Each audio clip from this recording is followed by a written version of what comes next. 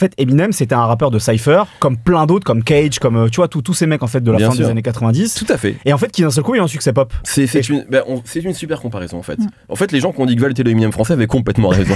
Bravo le Parisien, le Figaro et vous tous. Salut tout le monde! Et tu viens de cliquer sur YouTube sur le meilleur jeu rap au monde jusqu'à preuve du contraire. C'était une ancienne fiche, j'étais nostalgique. J'étais nostalgique de rap jeu. Voilà. On est chaud s'il faut, hein. On peut. Ah ouais, petit Roland Gamos? Non, pas du tout. Qui gagne? Je pense elle va te sortir un rappeur de Lorraine, t'es mort. Ouais, c'est-à-dire que toi tu peux y aller sur des références anciennes, c'est ça. Ouais. Voilà, on se complète, on fait sur un monde de futuristique, oui effectivement. Bon, c'est le Code Review épisode 52 comme le nombre de cartes au poker, mais également comme le numéro de Niklas Bentner, un ancien attaquant danois d'Arsenal et de la Juve, dont tout le monde se fout. Et je crois d'ailleurs qu'il y a une rime de Jungle Jack sur Bentner. En tout cas, il y a une rime, je crois avoir compris ça. Et d'ailleurs, ça va être un très bel épisode. Pourquoi? Car ce matin, en arrivant ici, j'écoutais le Jungle Jack Jean Jass. Et à un moment il dit concert de jazz au Duc des Lombards et je passais à ce moment là devant le Duc des Lombards. Bim. Parfois les planètes sont alignées, voilà. Aujourd'hui je suis avec celle qui déniche les talents avant tout le monde, qui apparemment sauve des vies, c'est ce que des gens viennent lui dire. Oui. Sandra Magique Gomez, comment ça va? Ça va très bien, merci. Tu as reçu des messages comme ça? Je sais même pas à quoi il fait référence, mais... On m'écrit mes intros, tu sais, moi je ne suis qu'un perroquet. Je me rappelle même plus que c'est assez souvent. C'est pas une personne qui est venue te voir à la LDP Convention en disant vous m'avez accompagné pour que j'étais hospitalisé. J'en profite pour lui faire une petite dédicace à cette jeune fille que j'ai croisée à la LDP Convention qui a dit qu'elle avait passé des petits moments difficiles et que le Code Review était une bouffée d'oxygène. Donc on la salue. Ça fait plaisir. On espère qu'on continuera à l'accompagner dans des moments plus heureux. Bien sûr. Maintenant que j'espère que ça va mieux pour elle. Et je suis évidemment avec celui qui vient d'animer 32 conférences en un week-end de la LDP Convention. Il a distribué la parole comme des passes de Robert Pires à Thierry Henry. Raphaël, original MC de la Cruz, comment vas-tu? Très bien, merci beaucoup. Bon, ça va pas trop fatigué par toutes ces conférences? Je suis un peu fatigué là, ouais. Je suis pressé d'avoir un vrai week-end. Voilà. Ça n'existe pas quand t'es papa, ça, un vrai week-end. Quand elle est un peu plus grande, ça va mieux. Tu verras. Dans quelques années, tu verras. T'es un salaud. Le programme du jour est simple, c'est Vald VLD. Je peux pas vous dire plus, c'est pas plus compliqué que ça. On va commencer par son nouvel album, Pandemonium, et puis ensuite on va avoir une conversation honnête entre adultes matures sur Vald, sa carrière, en se posant une question. Vald est-il la star du rap la plus incomprise de France? C'est la question, la problématique qui va être posée. Mais démarrons avec l'actu, puisque Pandemonium est sorti le 28 mars, son 5e album. Oh là, du coup, j'ai Agartha, Xe, Son DQL, V, Pandemonium, 5e album. Et pour une fois, on peut quand même parler de retour, puisque Vald n'avait pas sorti de projet depuis 2022, ce qui est assez long pour lui en tout cas, même si après il y a eu la réédition de V, mais en fin 2022 d'ailleurs pour le Bercy. Donc voilà, pas vraiment d'annonce, assez peu de promo finalement, même s'il a annoncé l'album suffisamment, longtemps à l'avance pour le coup, ce qui est assez rare maintenant où les gros rappeurs aiment bien annoncer 2-3 semaines avant. Là il y a vraiment eu un temps où on a dit voilà, là c'est le prochain album de Vald. Et en plus en faisant écouter quasiment tous les morceaux. Oui, il a fait une écoute 3 semaines avant la sortie, ce qui est également très très rare. Et pendant cette période, on l'a peu vu, il y a eu le featuring avec Raphaël sur le morceau Vorace, donc qui était un très bon morceau de rap, d'ailleurs bravo, je tiens à dire au passage. Il m'a mis la pression. Après j'ai dû tout réécrire et tout. Oui, c'est vrai, c'est la vraie histoire. Et d'ailleurs dans l'interview... Pour ceux qui n'ont pas la ref, c'est un morceau avec souffrance. Les gens vont vraiment croire. Tout le monde a la ref, vraiment. Je te jure, les gens qui regardent cette vidéo savent très bien de qui on parle. Il n'y a aucun problème. Et d'ailleurs dans une interview du Code qui est sortie, il dit, Vald dit qu'il estime qu'il n'a pas encore sorti de classiques indiscutables comme il cite A7, Or Noir, ce genre d'album. Alors est-ce que Vald a enfin sorti son magnum opus, son classique, son meilleur album? C'est aussi une question que je me permets de poser, et commençons peut-être avec toi Raphaël, qu'as-tu pensé donc de ce Pandemonium. 5e album de Vald, c'est ça? Pandemonium. En fait, cet album me confirme quelque chose que j'avais déjà ressenti avec V, donc il y a 3 ans. C'est que je trouve qu'en vieillissant, Vald il devient meilleur en thématisant ses morceaux et en développant une idée avec des angles d'attaque et des tons différents selon les morceaux. Plutôt qu'en jouant sur cette... T'as fait... Plutôt Ouais, t'as fait une swagman là. Ouais, c'est ça. Mais pourquoi pas, hein? Pourquoi pas? Il s'est passé quelque chose dans la voix, je suis pas code j'ai bien aimé. J'ai bugué. C'est peut-être ça, c'est une nouvelle variante de... Exactement. Une mutation. Ça va finir, ça, je vais devenir un mème à la con, ça va être génial. C'est donc ça mon but dans la vie. Donc plutôt qu'en jouant sur la fameuse carte NQNT qui a fait en partie son succès et à laquelle moi j'ai jamais vraiment accroché. Du coup, j'ai un peu la sensation que c'est son disque le plus abouti et réussi depuis Xe. cet album.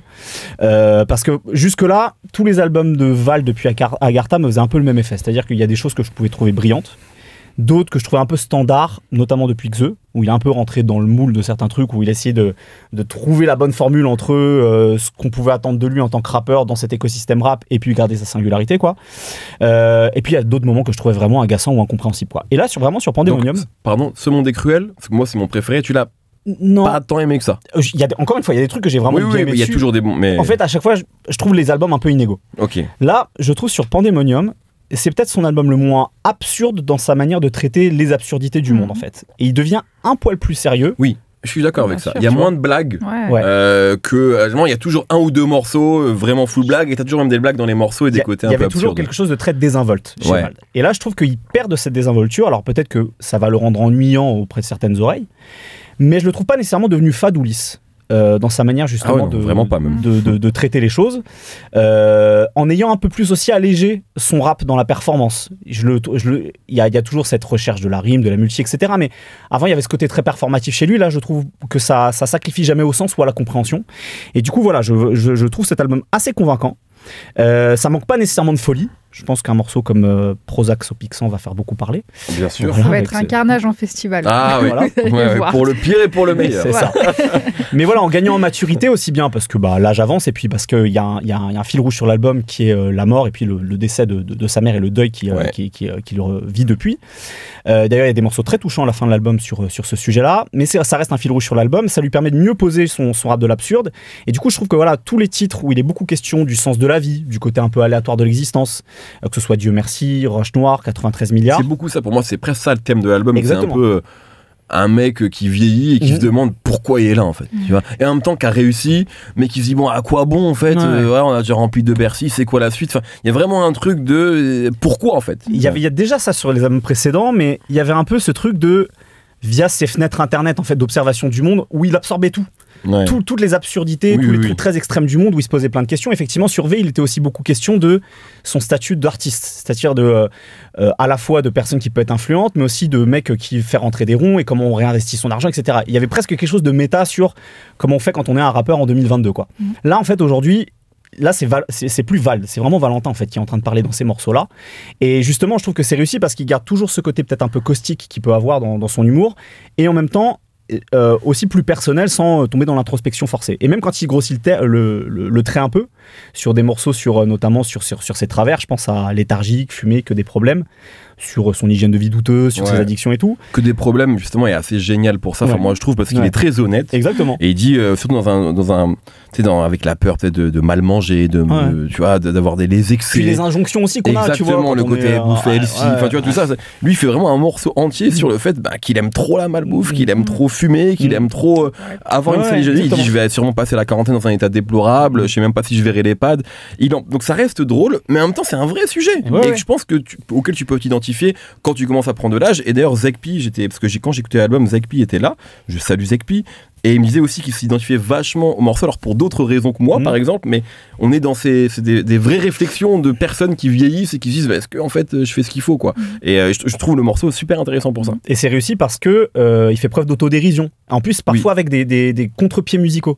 Un morceau comme Léthargique par exemple, c'est un morceau ratchet, c'est un truc très californien, tu vois, dans le son. C'est du hi-fi presque, hein. Exactement. Il y a un vrai truc à la... les fans d'E40 ou de Kick Dafnik, voilà, qui nous écoutent. C'est étonnant d'ailleurs de voir Val là-dessus. Ceux qui ont aimé par exemple le dernier album de Kendrick Lamar, c'est des liens musicaux un peu similaires. Sur Fumée, c'est de l'afro swing. Enfin, il y a vraiment des contrastes, des contre-pieds qui marchent assez bien. Après, je trouve que tout n'est pas de cet acabit sur l'album. Il y a un contraste intéressant, je trouve, entre deux morceaux qui sont un peu des exercices de style. Il y a le morceau Pandemonium, le morceau titre, avec plein de références à la pop culture sur cette espèce de vision apocalyptique du monde qu'il peut avoir, mais je trouve qu'il les utilise très bien. C'est en référence à un tableau, évidemment, mythique, Pandemonium. Par exemple, à un moment donné, il dit il y a que le cash qui a la couleur dans ce Sin City. Pour ceux qui ont vu le film et qui ont lu les romans graphiques Sin City, voilà, il y a des moments où on voit que de la couleur, et là pour lui, il y a que le cash. Les films d'ailleurs, qu'il y a 2 films. Il y en a 2, tout à fait. Le deuxième est catastrophique alors que le premier était très bien réalisé. Tout ce que tu dis est vrai. Voilà. C'est un principe dans la vie, retenez ça. Mais par exemple sur UFOV, je sais pas comment le prononcer exactement, il essaye un exercice de style sur des lettres de l'alphabet, des cycles, etc. Et du coup là je trouve qu'on retombe un peu dans ce truc ni queue ni tête, et on a un peu du mal à le suivre, quoi. Et voilà, en fait encore une fois, moi, c'est dès qu'il part un peu trop dans l'absurde, dans sa manière dans la forme en tout cas, j'ai du mal à le suivre, je le trouve confus. Et il y a 2 morceaux que je trouve qui sont assez symptomatiques de ça. C'est le morceau FLPVCOF, où il parle en fait de sexe et de pratiques sexuelles, etc. Ouais. En fait, il est en 2 parties. Au début, il se met dans la peau d'un mec qui est vraiment un énorme pervers, mais qui peut aussi avoir des tabous. Et en fait, dans la deuxième partie, il y a un truc intéressant où il prend le parti des femmes en fait qui sont ce qu'on appelle les auto-entrepreneuses du sexe, qui font du OnlyFans, du mime, etc. Et j'aime bien dans sa manière de dire. En fait, est-ce qu'on peut les juger? En fait, il n'y a pas de mauvais métier. Il y a un moment, il a cette phrase qui est rigolote où il dit, en gros, c'est beau de faire rêver. En fait, c'est un beau métier de faire rêver. Tu vois. Et est-ce que finalement, les artistes qui sont... Il comprend presque le rap à ça, en fait. C'est ça. Il y a une rime là-dessus. Exactement, où il dit, les artistes signent en maison de disque, est-ce qu'ils sont pas plus maqués en fait que des auto-entrepreneuses comme ça, quoi. Et puis il y a le fameux premier single gauche-droite, où il essaie de souligner donc les contrastes et les paradoxes dans les positionnements idéologiques des rappeurs, et puis en fait qu'on peut tous avoir en vivant dans un monde capitaliste. Ce qu'il avait déjà un petit peu dans un morceau comme Péon dans le précédent album. Mais en fait, je trouve qu'il prend trop de raccourcis sur ce truc de gauche, droite. Il confond, je trouve, les positionnements idéologiques et les convictions et les positionnements partisans, en fait. Bref, il y a plein... je pourrais en parler des heures de ce morceau-là, mais je le trouve très confus. Et je trouve que c'est plus que confus, peut-être qu'il est un peu à la surface d'un tel sujet, en fait. C'est plus ça pour moi, parce que moi, je vois pas trop de confusion dans ce qu'il pense, en fait. J'ai pas l'impression, tu vois, qu'il entretienne le doute sur par rapport à d'autres artistes. Non, mais tu vois, c'est pour ça que le terme confus peut... Je dis pas que lui, il entretienne confusion, je dis que, en fait, je pense qu'au premier degré, en fait, je pense que c'est un truc sincère de... J'ai mes contradictions et ces paradoxes-là, et j'arrive pas vraiment à les dépasser. Mais du coup... sans remettre en cause la sincérité de cette contradiction, de cette confusion que lui peut avoir. Du coup, en fait, à la sortie du morceau, je fais OK, mais t'as dit quoi sur ce sujet-là? C'est pour ça, je pense qu'il y a un truc où il va pas complètement au fond du truc. Et il s'arrête au paradoxe de voilà. Mais ce qui me permet, juste de citer cette rime de Jay-Z sur Public Service Announcement, I'm Che Guevara with Bling Zone, I'm complex. Sauf que c'est une rime, c'est pas un morceau entier. C'est ça. Mais c'est une rime. Moi, tu sais, quand des fois on me face à certaines contradictions, je dis Jay-Z a dit ça, donc laissez-moi tranquille.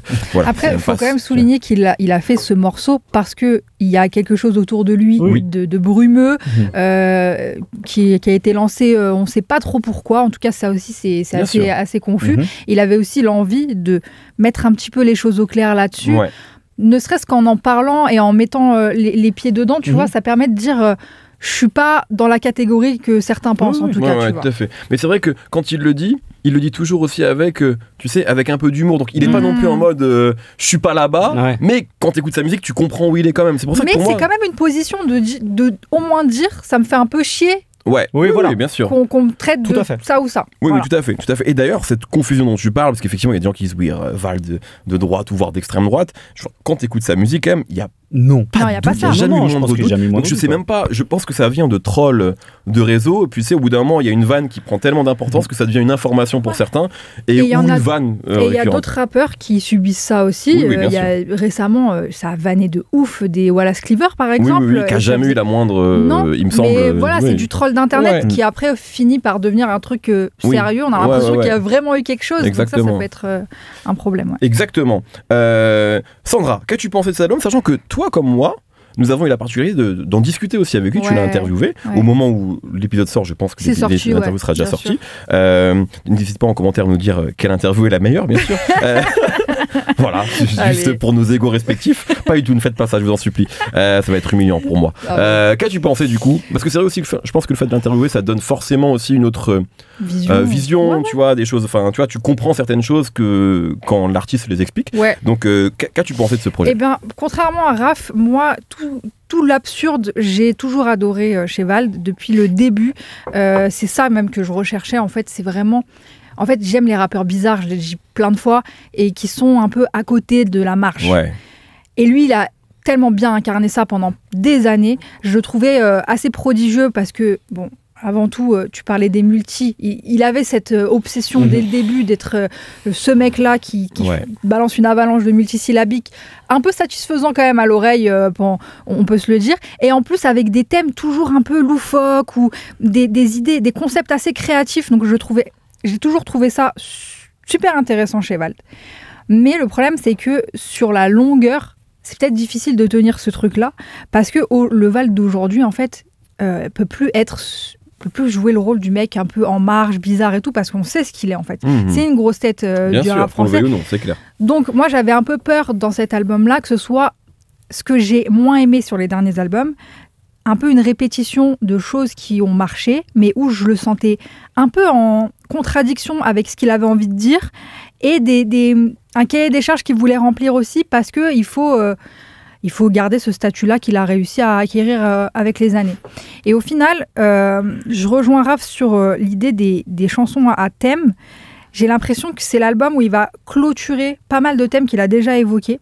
Et il y a certains morceaux qui sont presque en miroir avec des morceaux de sa discographie, que des problèmes. Je trouve qu'il y a un lien avec Vie de cochon, Régulation, c'est Mégadose dans la thématique avec une nouvelle vision en plus. Selfie, c'est le morceau imprononçable FLPVC, bref, voilà, celui-là.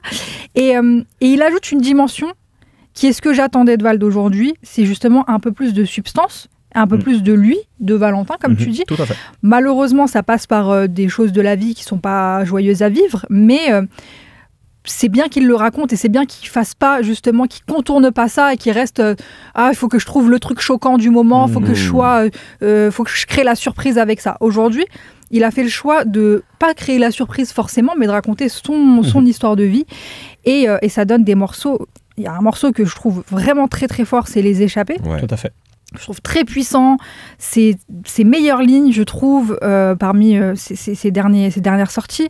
Il parle de la dépression, de la mort, du deuil. Paradis perdu, qui est complètement étrange, mais c'est beau. Voilà. Il arrive à en faire un morceau beau, en fait. Exactement.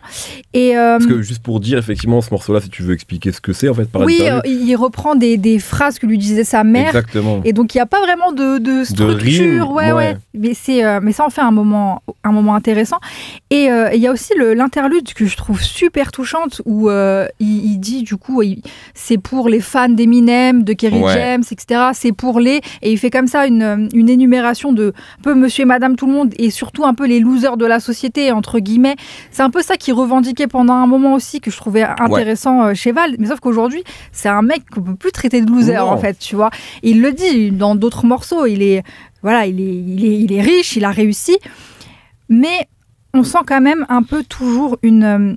Il a la même vie qu'avant, en fait. Il a la même vie qu'avant. En fait, c'est-à-dire qu'il a beau avoir, réussi, je trouve que ça se ressent vraiment dans sa musique. Oui, il a sûrement plus d'argent pour s'acheter des plus belles casquettes ou des plus beaux pulls, mais t'as l'impression que sa vie, il a sûrement une plus grande maison, mais je pense que, moi je l'imagine dans son bureau, devant YouTube, à fumer. Je pense que c'est un mec très casanier, qui sort pas beaucoup. C'est ce que j'imagine. Donc, au final, j'ai l'impression que malgré tout, il y a des gens, tu vois la différence dans leur vie, nouvelle voiture, j'en sais rien.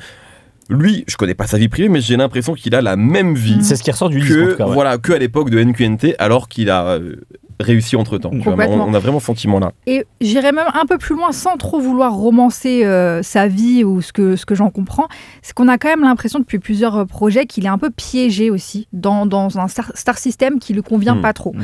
Et... justement, dans un morceau, il dit « Je suis cynique comme cynique, l'époque formidable, where is it ?» Donc, il est quand même nostalgique d'un truc. Ça fait pas depuis que ce projet qu'on entend ça, mais là, je le sens encore un peu plus désenchanté. Dans l'interlude, justement, j'en parlais, il dit « Je suis Truman dans le show TV ». Et c'est un truc qui revient quand même pas mal avec Vald, mais sur celui-là, je le trouve beaucoup plus honnête. Il fait beaucoup moins de détours pour parler de tous les sujets qu'il a envie de traiter. Et du coup, nous, le public, en fait, on comprend mieux. Et j'ai l'impression que c'est un album où là j'ai envie de... En fait, je le comprends. Et c'est peut-être... Il y a peut-être une relation un peu plus honnête et franche entre l'auditeur et le rappeur sur Pandemonium. Juste un détail sur le morceau Les Échappés, c'est produit par Dolor. Dolor, paix à son âme, qui est également une personne qui est décédée, qui était un producteur qui a commencé à travailler avec Vald à ses tout débuts, avec BBP, puisque BBP est extrêmement présent sur ce disque. C'est le grand retour du duo Vald-BBP. Voilà, du duo de l'époque justement des EP NQNT. Mais c'était pas qu'un duo, c'était aussi un trio, et Dolor était très présent, et c'est un morceau aussi produit par Dolor. J'aime beaucoup la production, et je pense que c'est un moyen aussi de lui rendre hommage, puisqu'il est décédé il y a 1 ou 2 ans, je crois.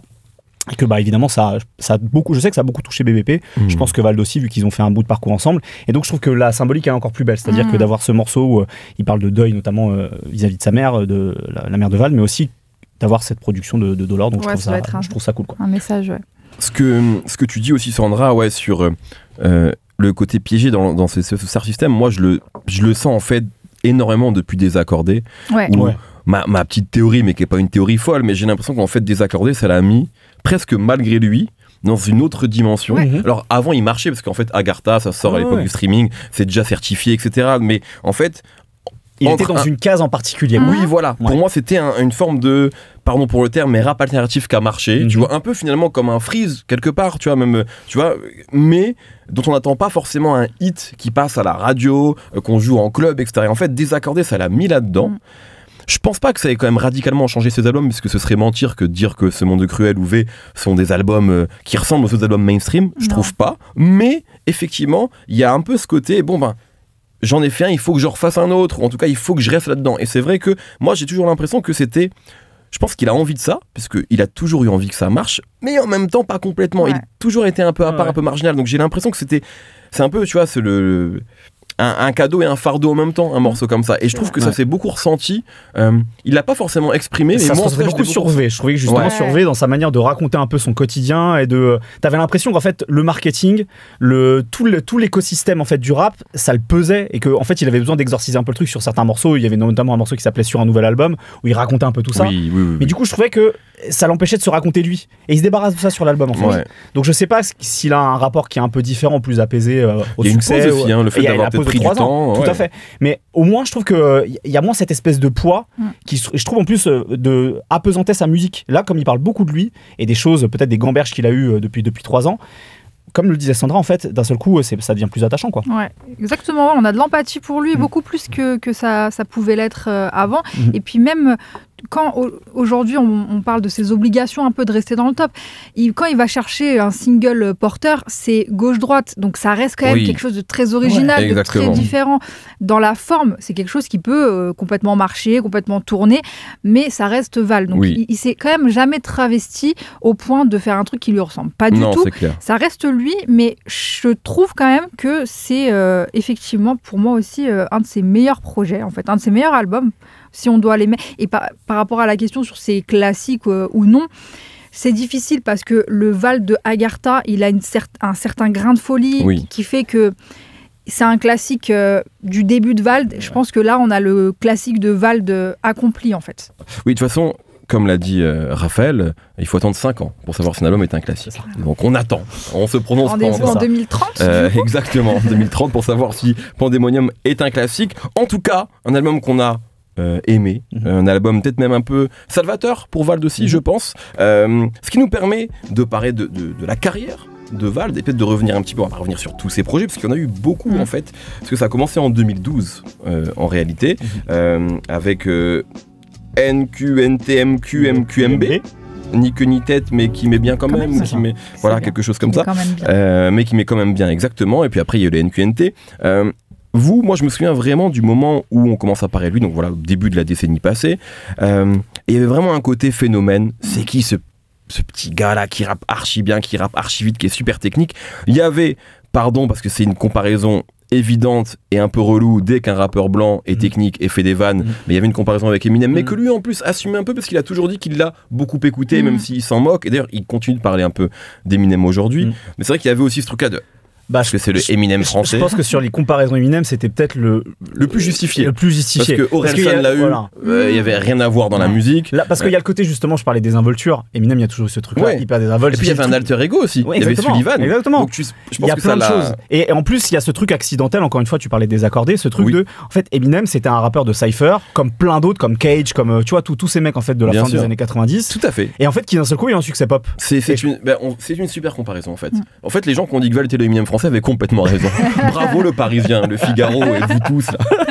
Mais non, mais c'est vrai parce que Val, c'est ce qu'on vient de dire, il avait toujours un peu ce côté rap alternatif, voilà, et comme Eminem hyper lyrical, tu vois, aller chercher le bon mot et la bonne rime, et d'un seul coup boum, il y a un tube en fait, et ça te fait basculer dans un autre tout à fait. Et c'est vrai que même les tubes d'Eminem sont arrivés tard dans sa carrière. Il avait pas 19 ans quoi. Tout à fait.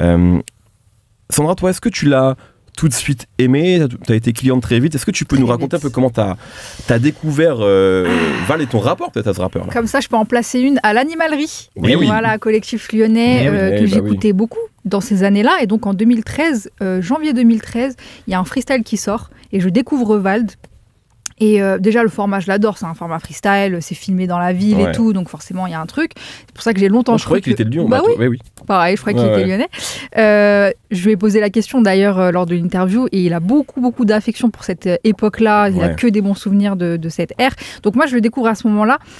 Et effectivement, il y a quand même un côté très prodigieux dans la rime, un côté très geek aussi. Je capte tout de suite que c'est ce genre de mec qui a plein de références que je vais pas comprendre, mais j'ai envie de creuser.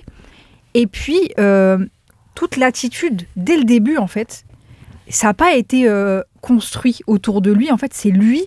Il a toujours eu ce côté peut-être un peu marginal, mais qu'est-ce que ça veut dire ? C'est un mot un peu grossier, mais en tout cas, il jouait un peu sur ce truc-là de on me dit que je suis différent, je vais jouer le mec différent à fond. Et en fait, il l'incorpore dans sa manière de rapper, ce qui fait que dès le début, je trouve ça hyper intéressant.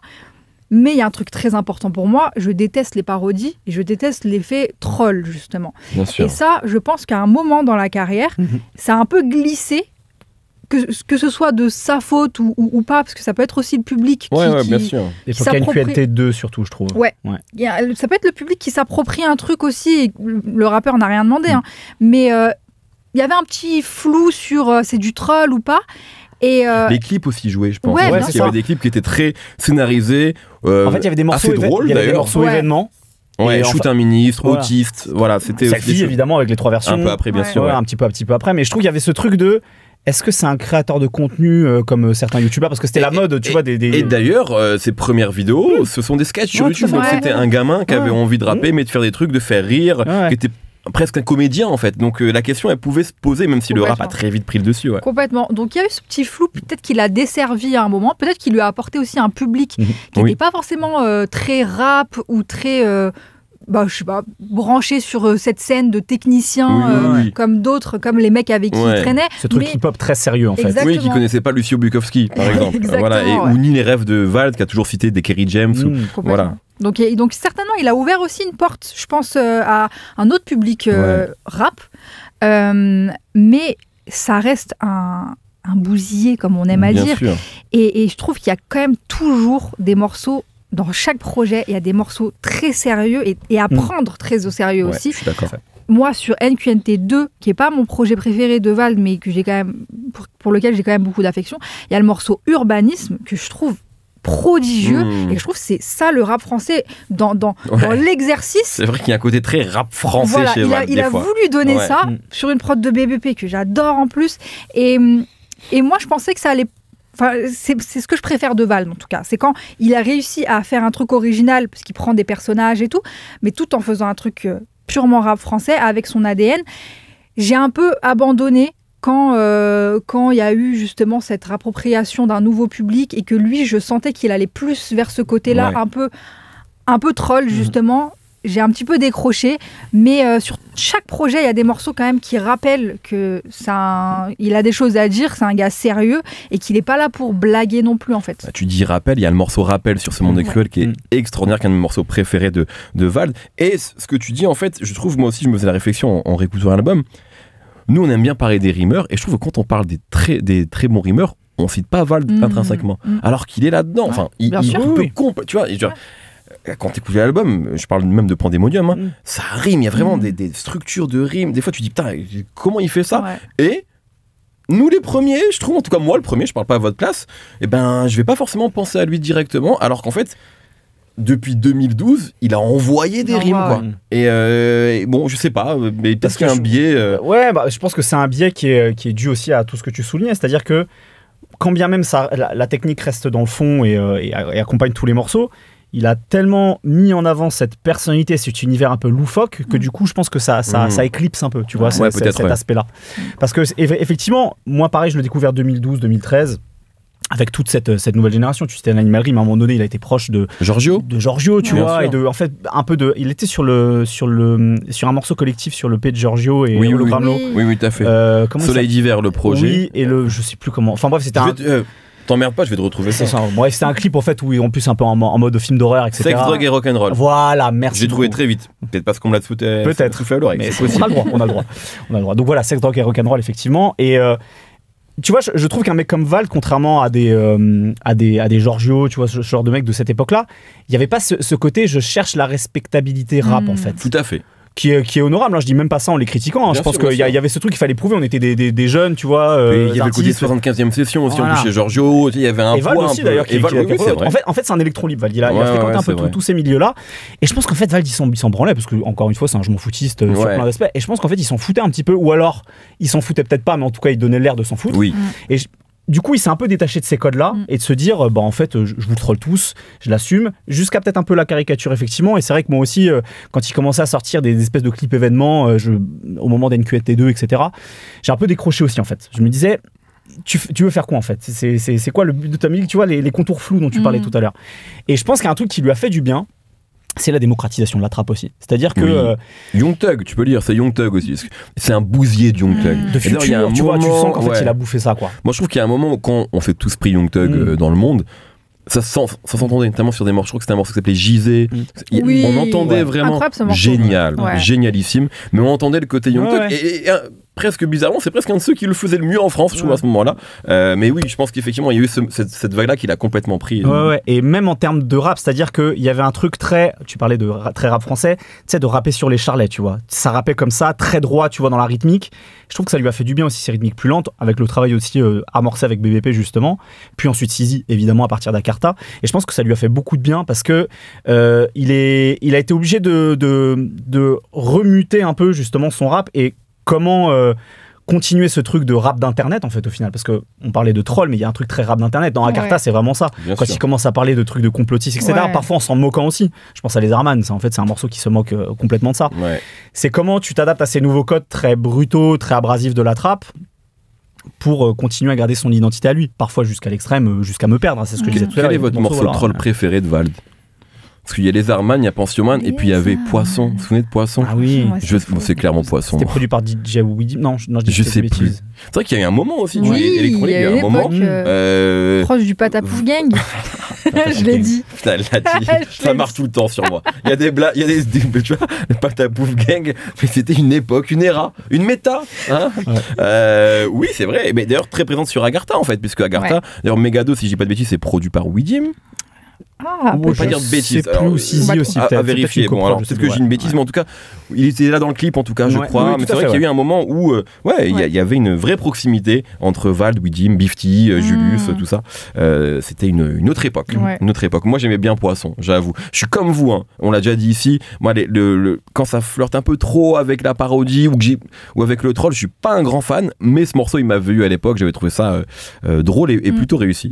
Vald, en tout cas, écoutez, ça fait déjà un moment qu'on parle. Peut-être, alors, Pandemonium mis à part, quel est votre album préféré de Vald ? Moi, j'ai dit que c'était Seconde et Cruel. C'est dur. Est-ce que vous en avez un ? Et on peut compter les EP, bien sûr, si vous avez de l'affection. C'est dur. Mais je dirais quand même Agartha, en vrai, pour moi, c'est une époque. Je le réécoute. J'aime bien ça vieillit pas hyper bien non plus, mais j'aime me replonger dedans. Et sinon, NQNT 1, j'aime beaucoup. Moi, je dirais Xe, en fait, parce que c'est le moment où il arrive à trouver un bon équilibre dans sa formule.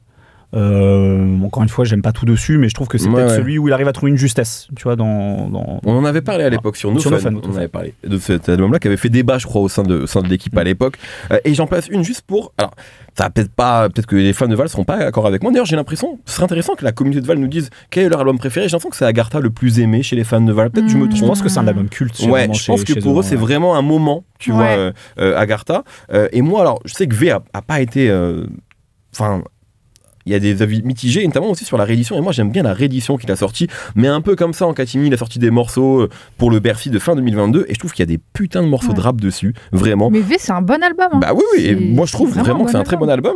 Et la réédition, vraiment, je la trouve intéressante parce que c'est du rap, quoi. Vraiment. Donc voilà, je trouve ce projet intéressant. C'est tout pour Vald, en tout cas. N'hésitez pas à aller écouter l'album si ce n'était pas encore fait. Et on peut passer au coup de cœur. Sandra, tu veux commencer ? Allez, je commence avec quelqu'un que j'ai vu hier en concert, au moment où nous enregistrons, je crois. Oui. AC9, qui a sorti La Jetée. AC9, on a déjà dit tout le bien qu'on en pensait, notamment toi et moi, Mehdi. Je la trouve tellement forte. Et en fait, ce qu'elle est aussi, le fait qu'elle soit si discrète, qu'elle fasse ces trucs un peu quand elle veut et en suivant une route qui lui est propre. Je trouve ça très intelligent. La jetée, c'est très puissant. Surtout, mention spéciale pour l'écriture que je trouve vraiment dingue. Ouais. Vraiment, je me suis arrêtée plusieurs fois en écoutant le projet. J'ai pull-up des phrases en me disant mais waouh, j'ai jamais pensé à un truc pareil. Je trouve qu'elle a des images qui sont hyper touchantes, hyper puissantes. Quelque chose de très sensible. Bon, c'est pas la joie. Vraiment, à C9, vous allez pas turn up de ouf. Quoique, les prods, en fait, c'est ça que j'aime bien avec elle. Les prods, il y a toujours un truc un peu recherché, des glitches, même un peu club des fois que moi j'aime beaucoup et qui balance bien avec ce côté qui peut être très pesant aussi. Mais en tout cas, elle a une puissance dans l'écriture qui est en équilibre parfait avec la fragilité de sa voix, de son interprétation. Donc voilà, je trouve ça vraiment magnifique. Et je sais que ça a fait un peu de bruit quand même cette sortie. Donc ça, si vous n'avez pas encore écouté, je vous conseille fortement. Moi, je te rejoins complètement. Et je crois que je l'avais peut-être même déjà dit ici, je sais plus. Mais pour moi, aujourd'hui, c'est l'artiste rap en France qui me touche le plus dans l'écriture. Elle a vraiment des phrases qui me scient, mais qui me... Genre c'est trop triste des fois ou trop touchant, toujours de la nostalgie, mais c'est trop bien écrit, vraiment. Donc je trouve ça, l'écriture est phénoménale. Faut peut-être pas parler que de l'écriture, c'est ta raison, il y a d'autres choses, mais c'est vrai que c'est là-dessus qu'elle m'attrape, où il y a une écriture que je trouve vraiment, enfin c'est vraiment phénoménal. Donc allez écouter C9 si ça c'est pas encore fait. Et sur scène c'était cool. Je me demandais comment ça allait être sur scène et franchement elle tenait très bien la scène. On sentait qu'elle avait un côté un peu réservé, timide, mais ça rajoute un truc en fait et c'était bien. Et le public était évidemment très très chaud. Raph. Au milieu d'un peu de toutes ces belles sorties dont on a déjà parlé, on dit à quel point ce premier trimestre 2025 nous a régalé, je pense, autour de cette table et pour beaucoup d'auditeurs de rap. Est-ce que c'est dans meilleur trimestre de l'histoire du rap français? On peut poser la question. Vraiment les tops, non. C'est clair. Je vais faire une tier list des meilleurs trimestres sur Twitch. Je vais me faire ça, Trimestre 2005, il va se défendre, je te le dis. Il y a une sortie un peu moins exposée, je dirais, mais j'ai trouvé très très bien. C'est l'EP, album, disque, peu importe les formats aujourd'hui. Reality Check de Rob, anciennement Rob des Blocs. Rappeur du label Goldstein, je sais jamais comment on dit. Goldstein, je crois. Je dirais ça, mais. Voilà. Au même titre que Edge, qui a sorti aussi un disque il n'y a pas très longtemps, et Cheval Blanc. Donc un label qui est aussi proche de Jazzy Bass. Et donc ses précédents disques de Rob des Blocs m'avaient beaucoup plu, donc Rob maintenant. Et j'aime beaucoup aussi celui-là. C'est toujours un peu ce rap d'errance urbain dans la ville et dans sa vie. Et donc il y a des vraies observations de son environnement, d'abord quotidien et social, parfois politique. Je pense à un morceau comme 100% ou Up in Smoke, morceau très clair sur ses convictions justement, beaucoup de propos très forts. Et beaucoup d'observations sur lui-même aussi. Il y a un morceau que je trouve assez touchant qui s'appelle Movie, un morceau post-rupture, qui est jamais larmoyant, mais avec cette pointe d'orgueil justement pour pas tomber dans le pathos, mais assez lucide sur ses torts en fait dans cette relation perdue quoi. Et puis je trouve que musicalement en fait ça se tient hyper bien. Je trouve c'est pas nécessairement le truc le plus avant-garde, mais ça va chercher des petites touches, des trucs du rap américain. Il y a un morceau un peu funk à un moment donné, Pin Smoke. Un morceau... non, on s'habitue à tout, pardon. Pin Smoke, c'est plutôt du boom bap crasseux. Et il y a aussi deux prods de Lil Chick. Qui commence un peu à s'ouvrir à l'extérieur, qui a sorti un projet instrumental, donc producteur pour Ness et Yanis, et il produit notamment le dernier morceau qui s'appelle Reality Check, qui est un beau morceau, super ce morceau, il est trop bien, voilà. Et je trouve qu'il résume assez bien l'humeur du disque justement, sur cette solitude qui pèse quand tu vis un peu justement dans cette concentration urbaine comme ça, urbaine et froide, et donc voilà, je trouve que c'est un beau disque qui mérite. Je suis d'accord avec toi, et je comprends pas pourquoi lui aussi, j'ai l'impression que ça passe c'est un peu en catimini à chaque fois, alors que c'est un très très bon rappeur, vraiment. Moi rapidement j'ai adoré tout simplement J9 Harmonie. Je vous le dis, j'ai adoré. Moi la musique de J9 j'étais pas vraiment client jusqu'à présent. Il y avait des morceaux que j'aimais bien, mais surtout des feats. Je pense notamment à un feat avec Zamdan que je trouve, j'ai oublié les titres là au moment où je parle, mais que je trouve génial. Et en fait là je me suis complètement fait avoir par le projet, par l'attitude. En fait il y avait un truc où des fois dans ce qu'il racontait j'y croyais pas trop. Vraiment c'est purement subjectif, tu sais, parfois quand tu racontes, que tu flexes, etc., j'ai besoin d'y croire par rapport à ce que t'incarnes. J'y croyais pas trop. Et ben là en fait il m'a eu. J'ai décidé d'y croire. Ce rythme de vie qu'il raconte, qui est peut-être pas le sien, j'en sais un, peut-être c'est le sien, mais en tout cas il m'a eu dans le choix des prods, dans certaines rimes, dans certains feats. Il y a des très très bons feats, il y a des artistiquement convaincant dans sa manière de raconter ça, beaucoup plus. En fait quand il me dit que tu vois il est en full Balenciaga et qu'il va pas porter de jean Vans parce que c'est la honte, Avant, je me disais, J9, t'as déjà porté du Vans. Là, quand j'entends, je me dis, peut-être qu'il a jamais porté de Vans. Tu vois? Et ça, ça c'est le petit. C'est important dans le rap parce qu'on nous vend tellement dans ce style de rap. Exactement, de flex, de charisme. C'est très bien Vans, je précise. Déjà, par ailleurs. Oui, par ailleurs. Franchement, si je commençais à me formaliser là-dessus, le nombre de rappeurs qu'on dit, ouais, c'est de la merde, tu vois, alors que c'était ma vie. On n'est pas au collège, c'est bon là. Oui, c'est bon. Non, mais ce que je veux dire, c'est que tu vois, il faut que j'y croie. Ouais, bien sûr. Et surtout dans un rap charismatique, tu vois, flex. J'ai besoin d'y croire. Tu peux pas juste me dire que t'es le plus fort ou le plus beau si je crois pas que t'es le plus beau, le mieux habillé. Ouais, là, Niska disait pantalon Balmain, je ne porte pas de Dickies. Alors que les pantalons Dickies, c'est extraordinaire. Alors que Kendrick porte du Dickies. Voilà. Donc laisse-nous tranquille, on a le droit de porter du Dickies. Mais voilà, mais quand il le dit, Niska, je me dis. Putain, ouais, j'ai pas faut pas que je porte de Dickies. Et ben c'est ça c'est un vrai truc dans le rap. Oui. Voilà. Donc tu sais, des fois t'as vraiment des rappeurs qui te mettent des trucs, tu fais putain le bâtard, ouais, faut vraiment que je change de voiture, tu vois. Mais c'est aussi ça le rap, et je trouve que J9 il masterise bien ça. Je change de je peux plus porter un Levi's, merde. Et il y a de super morceaux, je pense notamment une pour 17 te dit, qui est je crois mon morceau préféré sur le projet. Voilà, Harmonie, l'album de J9. Merci beaucoup, c'était un plaisir de parler de Vald et de tout ça avec vous. Merci Sandra. Merci Raph.